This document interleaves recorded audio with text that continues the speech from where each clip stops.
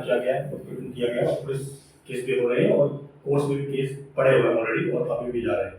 नहीं देखिए, ऐसा नहीं है कि महिलाओं के साथ में ही हो रहा है इसके अंदर। हाँ, ये बात सही है कि दिल्ली में, क्योंकि दिल्ली कैपिटल है तो हाईलाइटेड भी है सारी चीजें यहाँ पर। लेकिन अगर हम ग्राउंड लेवल पे चले जाते हैं सर, तो वहाँ पर पुरुषों के साथ में भी इक्वली ही सब चल रहा है। अब हमारा एनजीओ है, तो एनजीओ का काम क्या होता है कि अगर किसी के साथ गलत हुआ है और उसको इंसाफ नहीं मिल पा रहा है, तो उसकी मुहिम के साथ हमारी मुहिम जुड़ जाए, उसकी आवाज कोई सुनने लायक करे। अब यहाँ पर हम देखते हैं कि इतने सारे रेप केसेस हो रहे हैं, कितने सारे रेप केसेस तो चलो हाईलाइटेड हो जाते हैं, चार्जशीट बन जाती है, सब कुछ होता है, लेकिन रेप के अलावा भी इतने केसेस, धोखाधड़ी जैसे केसेस हमारे पास में आ रहे हैं। अभी आपने देखा होगा हमारे पास कैसे कैसे केसेस आ रहे हैं कि एक लड़की के साथ में लिव इन में रह रहा है कोई इंसान, धोखा हुआ, सब कुछ हुआ। अब इस केसेस में क्या करें? अब हमारे कोर्ट ने तो एडल्ट्री को, इलीगल जो था पहले, उसको हटा दिया, उस धारा को ही हटा दिया है। तो हम देखेंगे कि उसके बाद तो और लोग जो है वो कहते हैं ना, बढ़ चढ़ के इन सब क्राइम में आगे आ रहे हैं, लड़की के साथ में रहते हैं, सारा फ्रॉड करते हैं, सारा धोखाधड़ी का सब कुछ करते हैं और उसके बाद में चले जाते हैं, क्योंकि उनको कहीं ना कहीं पता है कि भाई एडल्ट्री में है, लड़की की सहमति से सब कुछ हुआ, तो हमारे साथ तो कुछ नहीं होगा। लेकिन कहीं ना कहीं इस केस में भी तो लड़की के साथ धोखा हुआ, चाहे वो फाइनेंशियल हुआ, चाहे वो फिजिकल हुआ, वो इमोशनल हुआ, मानसिक प्रताड़ना हुई। हमारा एनजीओ मानसिक प्रताड़ना पर भी तो काम कर रहा है ना। तो हमें कहीं ना कहीं इस चीज को भी समाज में सुधारना है कि ठीक है, कानून में एडल्ट्री इलीगल नहीं है, लेकिन कहीं ना कहीं आप एक जिंदगी के साथ खेल रहे हो, आप किसी के भावनाओं से खेल रहे हो, किसी के साथ में उसका इमोशनल कहीं।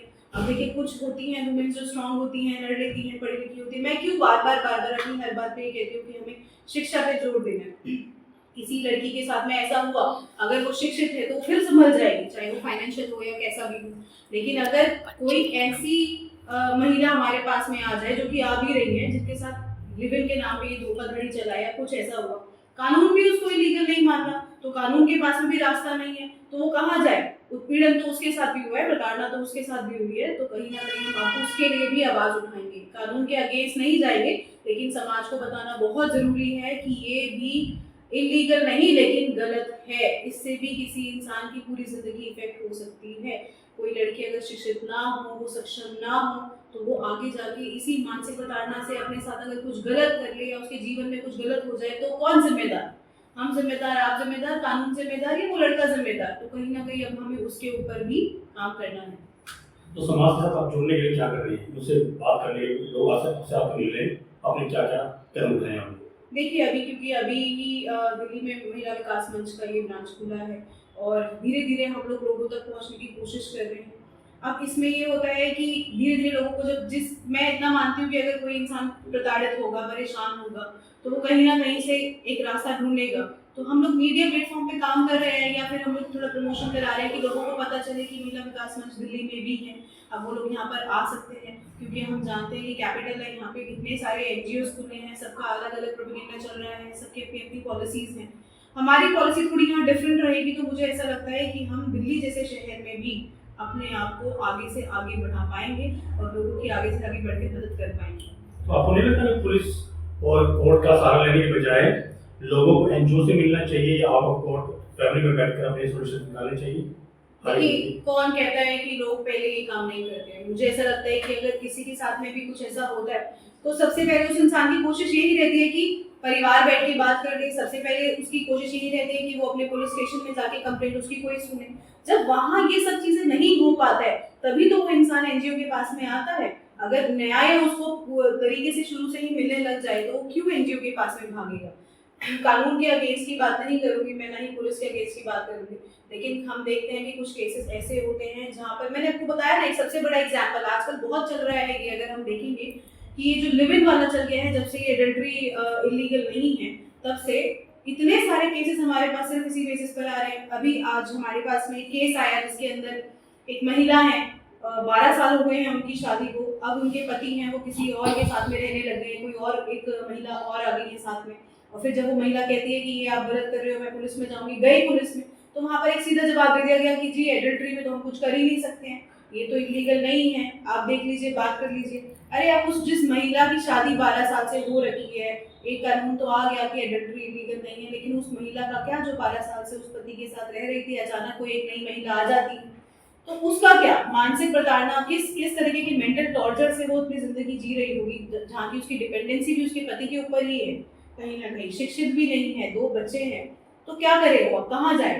परिवार नहीं सुनेगा, क्योंकि मैं कहती हूँ आज और डंके की चोट पे कहती हूँ इस चीज को कि पुरुष प्रधान देश ही है अभी भी, तभी तो महिलाओं को आगे आना पड़ रहा है। बहुत लोग ये बात बोलते भी है कि महिलाएं आगे आ रही हैं यानी हमारा समाज खराब हो रहा है, महिलाएं अपनी आवाज उठा रही है इसलिए घर टूट रहे हैं। बहुत सुनने को भी हमें मिलता है कि महिलाएं अपनी आवाज उठा रही है तो समाज खराब हो रहा है, परिवार टूट रहे हैं। अरे पुरुष प्रधान देश है, अगर पुरुष सही करेंगे तो महिलाएं अपनी आवाज उठाएंगी क्यों? किस लिए उठाएंगी? आज महिलाओं को अपनी आवाज उठाने की जरूरत क्यों पड़ रही है? क्योंकि अगेन वापस से ही पुरुष प्रधान देश में, इस भारत में वापस से ही वही प्रथा शुरू होने लग गई कहीं ना कहीं। अब इसमें पुरुष अगर कर रहा है, अगर वही किसी महिला ने कर दिया तो महिला गलत, समाज खराब हो रहा है, समाज कैरेक्टरलेस हो रहा है, समाज ऐसा हो रहा है। अब पुरुष कर रहे हैं तो पुरुष को क्या कहेंगे जी आप इसमें? अब जैसे मैंने आपको केस बताया आपको, तो उसमें पुरुष को क्या कहेंगे हम? अब ये पुरुष का नहीं उठेगा कहीं, ये किसी मीडिया में नहीं आएगा। और यही अगर उसकी पत्नी ने कर लिया होता कि वो किसी और इंसान के साथ चली जाती, जैसे कि हमने बहुत केसेस देखे हैं, मैं नाम नहीं लूंगी, फेमस केसेस देखे, तो बस फिर तो मीडिया क्या, समाज के सभी ठेकेदार आके बैठ जाते कि नहीं देखिए क्या हो रहा है, ये तो महिलाएं खराब कर रही है समाज आपने को। बोला भी कि हमारा देश पुरुष प्रधान देश है, लेकिन वो महिला दूसरी महिला का घर छोड़ने में लगी हुई है जिसका पति उसके पास रहने लगा है, तो अब उसके बारे में क्या कहना? जिस तरह से महिलाओं से पूछा जाता है पुलिस स्टेशन में, जिस तरह से हम सुन रहे हैं कि अरे आपकी सहमति से ही तो हुआ ना, तो पुरुष की सहमति से ही तो हुआ होगा। अगर आप शादीशुदा हैं और आप अपनी पत्नी के साथ में लॉयल हैं, कोई और स्त्री आपके जीवन में आए तो क्या करेंगे आप रख लेंगे उसको? अगर आप सीधा मना कर देंगे कि भगवान राम का हम एग्जाम्पल लेते हैं ना, क्यों होता है, हर किसी का सिनेरियो अलग होता है, हर किसी की सोच अलग होती है, तो हर एक केस अलग होता है। आप किसी एक केस को देखकर कि हम भी ये बनेंगे, हम भी ऐसा करेंगे, आप नहीं कर सकते। आपको अपनी, यही तो मैंने आपको बोला, शिक्षा का अभाव। अगर कोई शिक्षित हो जाएगा तो उसको पता चल जाएगा कि उसके जीवन का आगे लक्ष्य क्या है, उसको क्या करना है आगे जाके। तो कम से कम अगर वो, मैं ये नहीं कहती कि धोखा उसको नहीं मिलेगा, दुनिया में इतना धोखा चल रहा है, धोखा वो भी खाएगा, लेकिन वो संभलने की सक्षमता रखेगा, वो समाज पर बोझ नहीं बनेगा, वो अपने आप के ऊपर काम कर पाएगा। तो आपकी संस्था का मुख्य उद्देश्य क्या है? जो शादी टूट गई है उसको आगे बढ़ाना है, उसको बैकअप करवाना है, मैचअप करवाना है? नहीं, हमारा एक एनजीओ का कभी कोई मकसद नहीं होता है। एनजीओ समाज सुधार के लिए काम करती है और समाज सुधार हर तरीके से होता है। जैसे मैंने आपको बोला ना अभी कि समाज में हर तरीके के लोग हैं, तो हर तरीके का केस है। अब मैं बोलूँ कि मैं इस शादी को सुधारना चाह रही हूँ, मैं इस घर को बसाना चाह रही हूँ, यही मेरा एक मोटिव है। लेकिन क्या होगा कि एक केस तो अलग है, दूसरा केस मेरा ऐसा आया कि अगर वो घर बसने लायक ना हो, वो लड़की इस हद तक प्रताड़ित हो चुकी हो या कोई पुरुष इस हद तक प्रताड़ित हो चुका हो और हम बोले कि आप घर बसाओ करके अपने आगे की जिंदगी की बर्बाद कर दो, तो मैंने आपको बोला हर केस अलग होता है।